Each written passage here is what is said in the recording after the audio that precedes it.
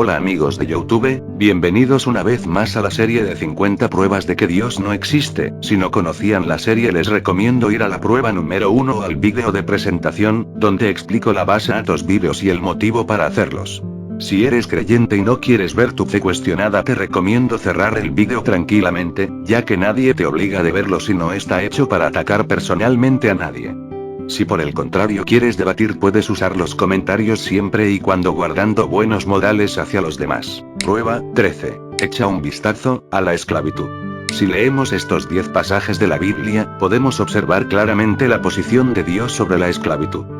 En Génesis capítulo 17, versículo 12, Dios dice: Y será circuncidado entre vosotros el de 8 días, todo niño varón por vuestras generaciones, el nacido en casa, o el comprado por dinero de cualquier extranjero que no sea de vuestra descendencia. Es necesario que el nacido en tu casa y el comprado por tu dinero sean circuncidados.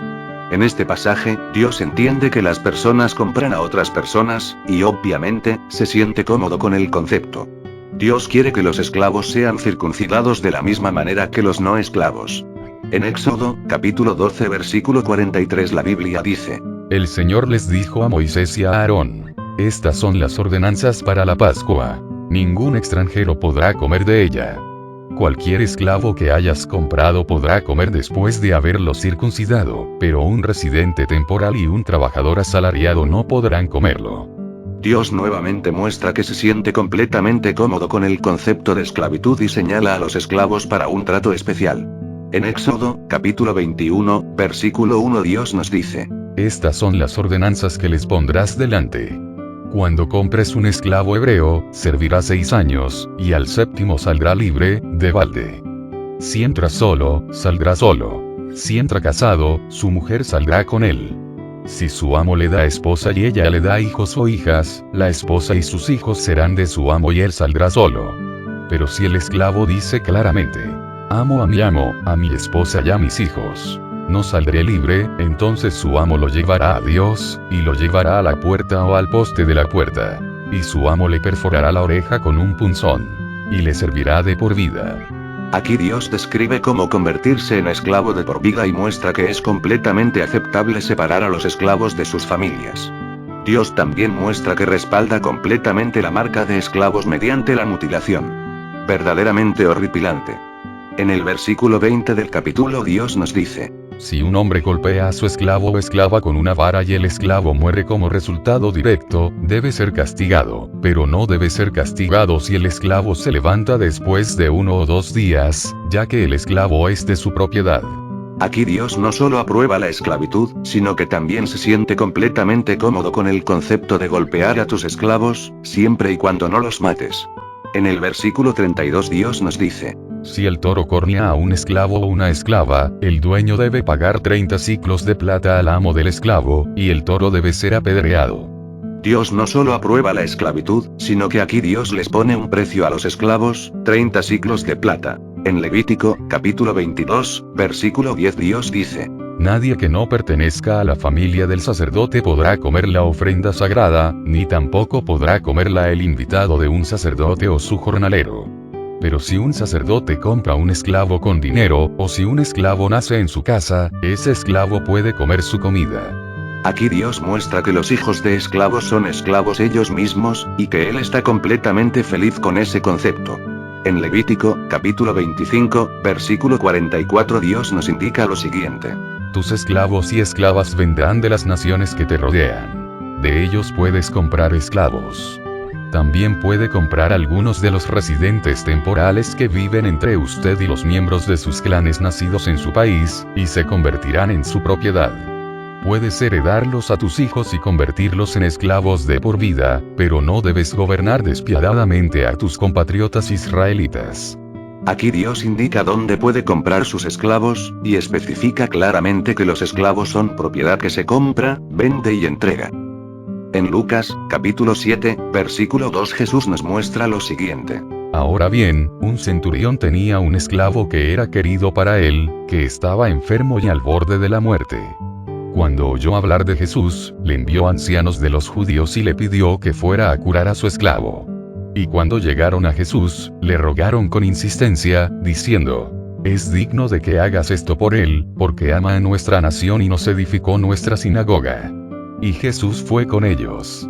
Cuando no estaba lejos de la casa, el centurión le envió unos amigos, diciéndole: Señor, no te molestes, porque no soy digno de que entres bajo mi techo. Por eso no me atreví a ir a verte. Pero di la palabra, y que mi siervo sea sano, porque soy un hombre puesto bajo autoridad, con soldados debajo de mí.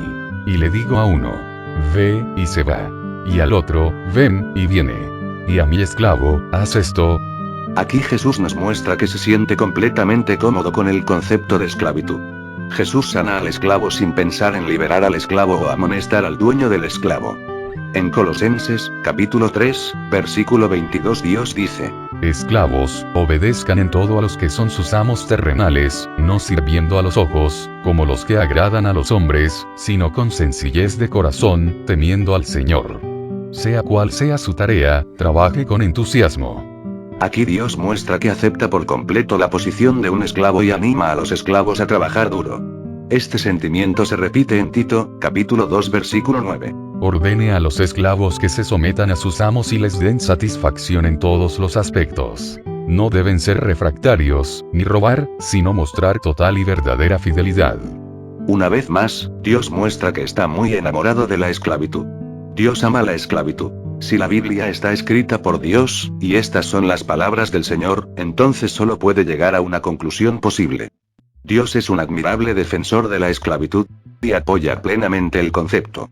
Como puedes ver, estos pasajes sobre la esclavitud nos presentan una inmensa contradicción.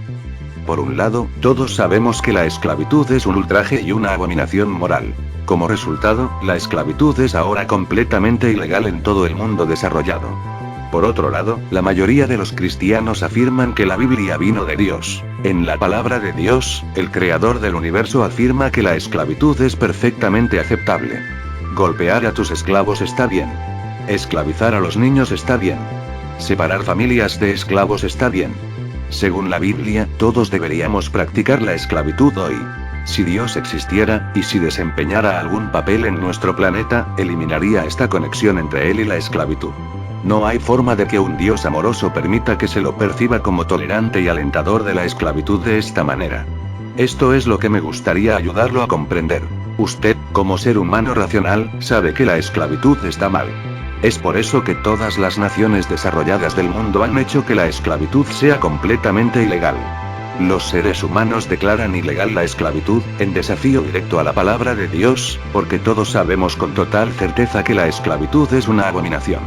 Muchos creyentes argumentan que Dios tuvo que hablar de esta manera en el Antiguo Testamento para encajar con la cultura dominante. Esto, por supuesto, es una tontería. En la mitología cristiana, Dios es quien creó a los seres humanos y la cultura humana. Además, un Dios que tolera la paliza de esclavos y la esclavitud de niños en cualquier momento es una abominación. Un creyente podría decir: bueno, todos esos versículos son del Antiguo Testamento y ya no se aplican debido a que Jesús vino a salvarnos. Esta línea de racionalización suscita varias preguntas obvias. ¿Por qué se seguiría imprimiendo el Antiguo Testamento en la Biblia si Jesús lo anulara? ¿Por qué Dios nunca nos diría que golpeemos a los esclavos? Lo más importante que pasa por alto esta línea de racionalización es que Jesús declara específicamente que las leyes del Antiguo Testamento siguen vigentes. En Mateo 5:18 Jesús dice: Porque de cierto os digo que hasta que pasen el cielo y la tierra, ni una letra, ni una tilde pasará de la ley hasta que todo se haya cumplido. Luego continúa diciendo: Por tanto, el que quebranta uno de estos mandamientos, el más pequeño, y enseña a otros a hacer lo mismo, muy pequeño será llamado en el reino de los cielos. Pero quien las haga y las enseñe, será llamado grande en el reino de los cielos. Porque les digo que a menos que su justicia sea superior a la de los escribas y fariseos, nunca entrarán en el reino de los cielos. Según Jesús, el Antiguo Testamento está vivo y coleando. Según Isaías 40 capítulo 8 la Biblia dice: La palabra de nuestro Dios permanece para siempre. La noción de que estos versículos del Antiguo Testamento ya no se aplican es completamente falsa según la Biblia. Los cristianos imaginan que ya no aplican como una forma de racionalizar su religión. Otros creyentes racionalizan que Dios no escribió estos pasajes sobre la esclavitud en la Biblia. La Biblia fue de alguna manera corrompida por hombres amantes de los esclavos. En ese caso, la pregunta obvia que debe hacerse es la siguiente. Si la Biblia se ha corrompido, ¿cómo podemos saber qué partes de la Biblia provienen de Dios y qué partes fueron insertadas por hombres primitivos? No tienes absolutamente ninguna forma de saberlo. Es cuando empiezas a pensar en la Biblia de esta manera que entiendes algo muy importante acerca de la Biblia. O toda la Biblia es realmente la palabra de Dios, o toda la Biblia fue escrita por hombres primitivos sin absolutamente ninguna participación de Dios. Si parte de la Biblia vino de Dios y parte de hombres primitivos, no sabes cuál es cuál. No sabes si Jesús realmente resucitó, o si eso es solo una historia imaginaria insertada por hombres primitivos. ¿Cómo sabemos si Dios escribió los 10 mandamientos o no? Si alguna parte de la Biblia ha sido contaminada por hombres primitivos, tienes que rechazarla por completo. No hay forma de saber quién escribió qué, por lo que todo el libro no es válido. Realmente no hay término medio y la Biblia tiene que ser un libro de todo o nada. O toda la Biblia vino de Dios o nada de ella.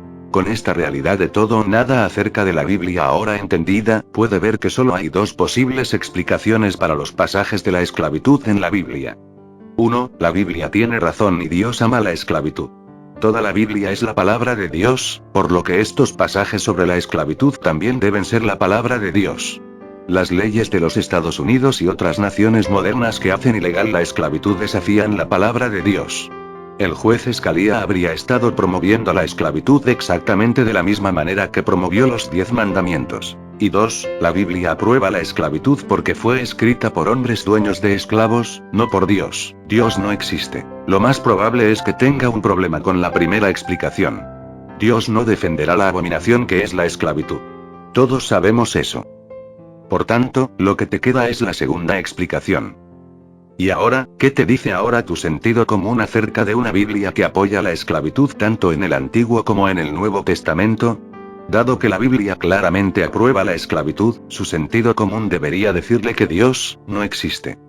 La Biblia fue escrita hace miles de años por hombres primitivos, un libro que promueve el asesinato sin sentido, la esclavitud, y la opresión, no debería tener lugar en nuestra sociedad de hoy en día.